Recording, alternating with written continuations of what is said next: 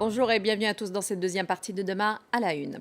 L'ancienne chef du gouvernement civil en Birmanie, Aung San Suu Kyi, doit comparaître à nouveau le 7 juin. La lauréate du prix Nobel de la paix 1991, âgée de 75 ans, fait partie de plus de 4000 personnes détenues depuis le coup d'État militaire du 1er février. Elle risque aujourd'hui d'être écartée de la vie politique à vie ou aussi d'être condamnée à plusieurs années de prison à l'issue de procès. Alors, pour discuter de ce premier, enfin plutôt de ce deuxième sujet, j'ai le plaisir d'avoir à mes côtés ici dans les studios Cyril Payen, qui est un spécialiste d'Asie et puis surtout grand reporter à France 24. Bonjour Cyril. Bonjour. Merci d'être avec nous. Et depuis Bangkok, nous avons aussi avec nous Carole Izou, qui est notre correspondante sur place. Merci d'être avec nous, Carole. Je vais commencer tout d'abord avec vous, Cyril. Ce coup d'État intervient donc après plusieurs années de partage de pouvoir entre le gouvernement civil et les militaires. Qu'est-ce qui s'est passé? Pourquoi finalement les militaires ont préféré reprendre la main?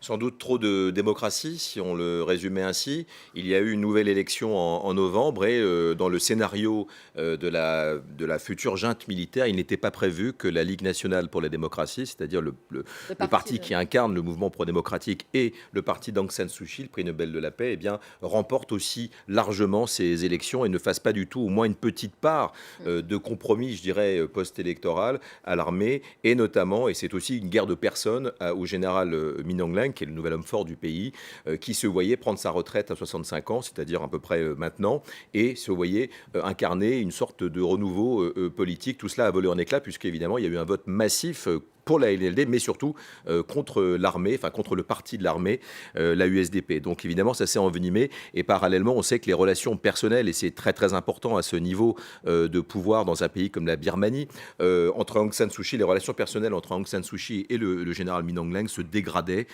Et elle avait tenté, elle laissait entendre qu'elle allait amender la Constitution pour grappiller un peu plus de pouvoir, 10 ans après cette séquence pro-démocratique. Donc c'est ce qui a mis le feu aux poudres et qui a fait totalement dégringoler ce pays qui est dans une sorte de délire dystopique depuis 4 mois, avec des centaines de gens qui meurent, des disparus, des arrestations. Enfin, on va en parler, mais une catastrophe qui fait plonger complètement le pays.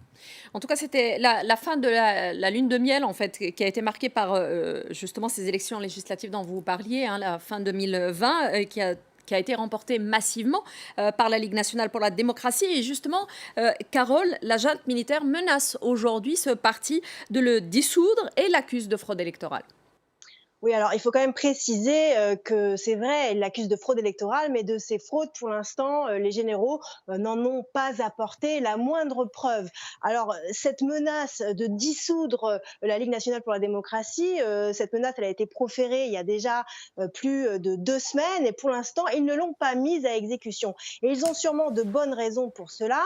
Le 24 mai dernier, alors que Aung San Suu Kyi a fait sa première apparition en personne depuis 4 mois, qu'elle est en détention dans sa résidence à Naypyidaw. Cette première apparition en personne devant un tribunal à Naypyidaw, elle a déclaré par l'intermédiaire de ses avocats que la Ligue nationale pour la démocratie avait été créée pour le peuple birman et que tant qu'il y aurait un peuple birman, eh bien, il y aurait une Ligue nationale pour la démocratie. Et ça, c'était une réponse très directe à cette menace qui avait été proférée quelques jours auparavant pour les généraux, par les généraux. Et c'était une façon de leur dire, nous ne reconnaissons pas votre pouvoir et quoi que vous fassiez, quoi que vous disiez, eh bien, le parti va continuer à fonctionner. Et donc, c'est vrai que si les généraux prononcent cette dissolution, mais que les députés continuent à se réunir et que le parti continue à fonctionner, même s'il n'est plus légal, eh bien, les généraux risquent de perdre la face. Et ça, c'est quelque chose qu'ils n'envisagent pas. Et en fait, dans cette anecdote, il y a déjà résumé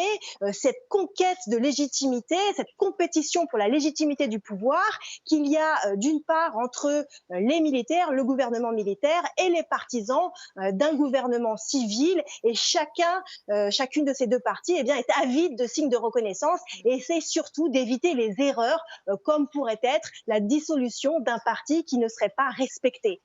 Alors justement, il y a des membres de la LND qui ont formé depuis le coup d'État un gouvernement d'union nationale. C'est quelque chose qui fait peur aux militaires, à tel point qu'ils ont décidé aujourd'hui de le placer dans la liste des organisations terroriste.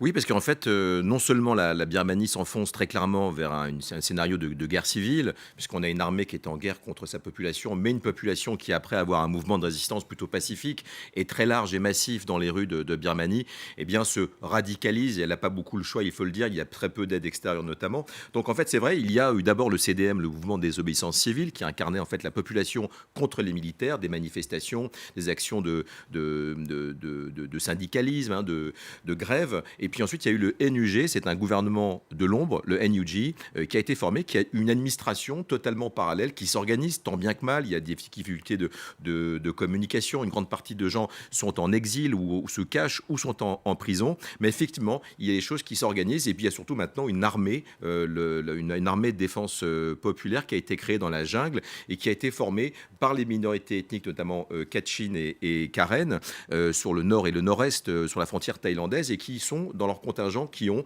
que des étudiants, des membres des classes moyennes qui étaient dans les grandes villes de Birmanie ou les villages et qui ont réussi à passer entre les mailles de la répression birmane. Donc en fait, il y a actuellement deux gouvernements et c'est vrai que c'est ce qui inquiète certainement le noyau dur de l'armée parce que dans le fond, elle ne s'attendait pas à avoir une sorte de résilience. Et puis tous les jours, ce mouvement de désobéissance civile qui non seulement s'organise, continue de manière résiliente, mais aussi se réinvente et essaye, notamment auprès des instances internationales, mais aussi à l'intérieur, de communiquer sur les mouvements pro-démocratiques, de communiquer sur les mouvements de résistance. Donc on est dans un face-à-face extrêmement dangereux et c'est certain qu'il est pour l'instant évidemment à l'avantage de l'armée qui a les fusils, qui a aussi les ressources, mais il ne se tarit pas, même s'il change de visage. Parce que c'est pas la première fois, et c'est d'autant plus inquiétant peut-être pour la junte militaire que c'est pas la première fois qu'il y a des mouvements de désobéissance justement en Birmanie, et les Birmans sont prêts et sont capables de rester longtemps dans la rue malgré les morts et malgré même voire des milliers de morts.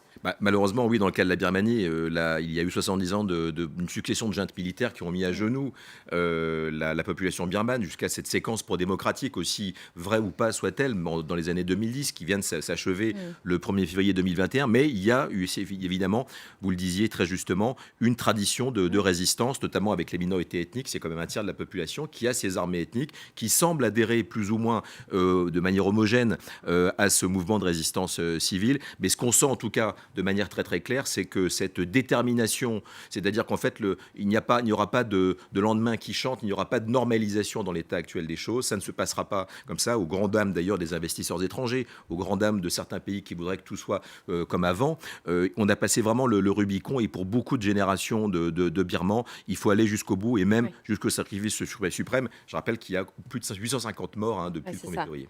Alors justement, Carole, depuis le coup d'État, donc depuis le 1er février, comme vient de le rappeler Cyril, on s'approche des 900 morts tués par les forces de sécurité, d'après l'association L'Assistance aux prisonniers politiques, qui est une ONG birmane. Le pays connaît aujourd'hui des affrontements quotidiens entre les forces de sécurité et les habitants qui sont eux aussi de plus en plus armés.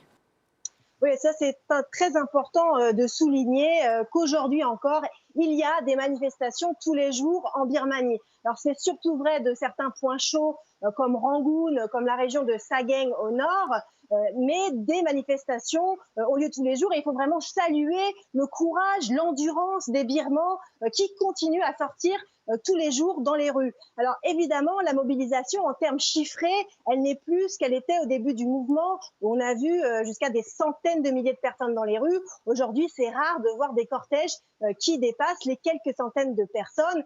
Bien sûr, il faut comprendre qu'il y a plusieurs facteurs à cela. Il y a surtout un facteur pour beaucoup de Birmans les plus pauvres, des facteurs économiques. Beaucoup de Birmans ont des salaires journaliers, ont besoin de travailler chaque jour pour survivre, et donc il n'est pas question de pouvoir manifester chaque jour pendant 4 mois. Mais cette manifestation, cette mobilisation, elle continue. C'est vrai, elle est de plus en plus armée. Elle repose de plus en plus sur les groupes armés, comme le disait très justement Cyril, des minorités ethniques, à la fois sur des groupes armés anciens, comme l'Union nationale Karen ou l'armée d'indépendance Kachin, mais aussi sur des groupes plus récemment formés, qui s'appellent des groupes de défense citoyenne. C'est particulièrement vrai dans l'État de Chine, à l'ouest du pays, à la frontière indienne. Ce sont des groupes qui ont infligé de lourdes pertes humaines et matérielles ces dernières semaines à la Tatmadaw, l'armée birmane, puisqu'ils revendiquent la mort de plusieurs dizaines de soldats birmans. Alors, ces groupes armés, c'est à la fois une bonne nouvelle pour le mouvement de résistance parce que ça équilibre un peu le rapport de force, mais bien sûr, ça fait planer le spectre d'une guerre civile avec plus de morts, plus de sang versé. Mmh. Très bien. Cyril, je voudrais voir ça du côté occidental peut-être, puisqu'on voit les pays occidentaux, ils ont tous un peu condamné ce qui se passe en Birmanie, condamné le coup d'État, mais on a l'impression que la junte militaire, qui a quand même le soutien de Pékin, finalement, ce qui se joue sur la place internationale, qui sent un peu l'Occident avec Pékin, les États-Unis avec Pékin par exemple, se rejoue là aussi, et avec tous les investissements que la Chine fait en Birmanie, les Occidentaux n'ont pas vraiment la main.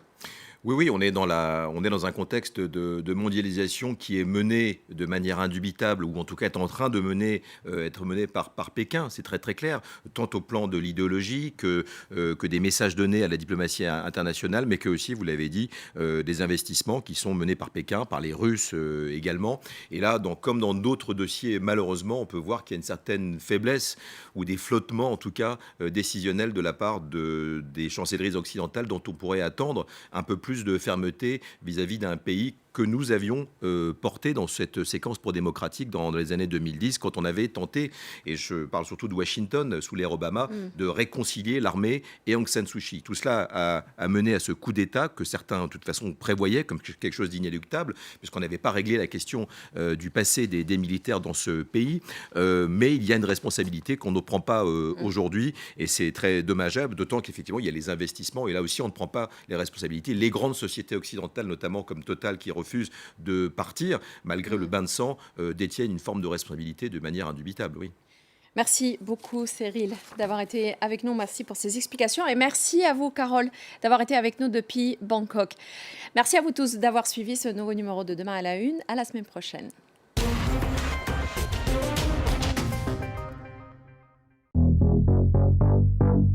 En 2021, on fête les 100 ans de la radio. On fête les 40 ans de la libération des ondes. Et le lancement de la radio numérique DAB+, partout en France. C'est la fête de toutes les radios. Musicale, généraliste, d'information. Émission spéciale, atelier, journée portes ouvertes. Ne manquez pas la fête de la radio du 31 mai au 6 juin prochain.